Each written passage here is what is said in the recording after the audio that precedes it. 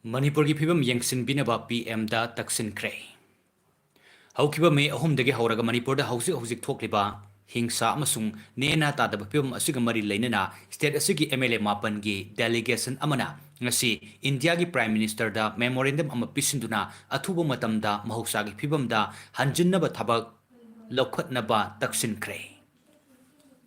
Kanagumba kanglupna tonganba administration gi demand tawba phibam amatada khana bidanaba masung state asigi apunbagi saktamda sokhanba yaba thabak amata lokhat bidanaba memorandum aduna Prime Minister aduda haijaki.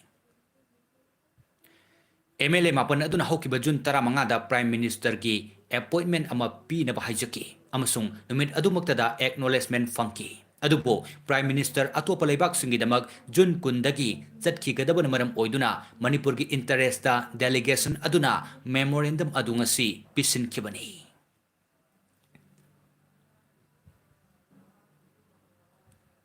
Memorandum pisin kiba MLA mapan gi delegation adu da yauri basingdi Langthabal SC gi MLA Karam Syam BJP Hairok SC gi MLA TS Radhe Syam BJP Kaisamthong SC gi MLA Nisikan Safam Independent Uripok SC gi MLA KS Raghumani BJP Wangjing Tentha SC gi MLA P Projen BJP Thange SC gi MLA T Robindro BJP Lamsang SC gi MLA S Rajen BJP Nauria Pakhang Lakpa SC MLA SKB BJP amasung Yanglam SC MLA Dr. Y Radhe Syam BJP ni.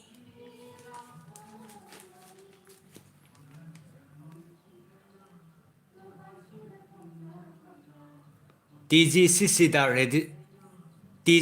da registration form loba thingjin bagi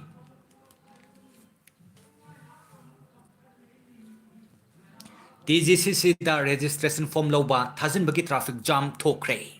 Handak the Board of Secondary Education Manipur na loba class 10 gi metric examination lising ani kun humdo gi result law thokraba matungda Manipur lenga ki government higher secondary school singda class 11 tamna bagi academic session lising ani kun humdo kun mari tamna bagi ngasi dagi registration form thaba masung submission tawduna ming chanba hokre.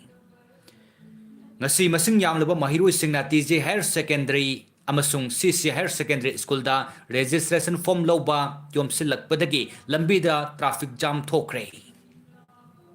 Manipur lenga ki Education Department ki order amagi matung ina ngasi Manipur da laiba Government Higher Secondary School ayam bagi form thanaki.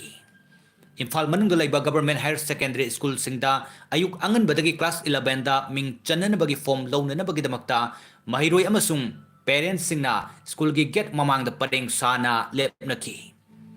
Government Higher Secondary School singi manungda nupi mahiroi singi damak mahi tamliba TJ Higher Secondary School Imphal amasung nupa mahiroi sing khaktamak mahi tamliba CC Higher Secondary School da maru oina masing yamlaba mahiroi sing amasung parents singna admission form lawna na ba krik inana school gi get mamangda lepnaki. Form law walak pasingi gari sing lambi ki nak yata krik inana khamnaki. Miyam amasung gari sing aduna maram oiduna traffic jam thoktuna lambi da lakpa gari amasung miyam da ayet pa apan wa piki. Police amasung traffic police na form law walak pasing atu control tawna na buhon abada awabu oiki.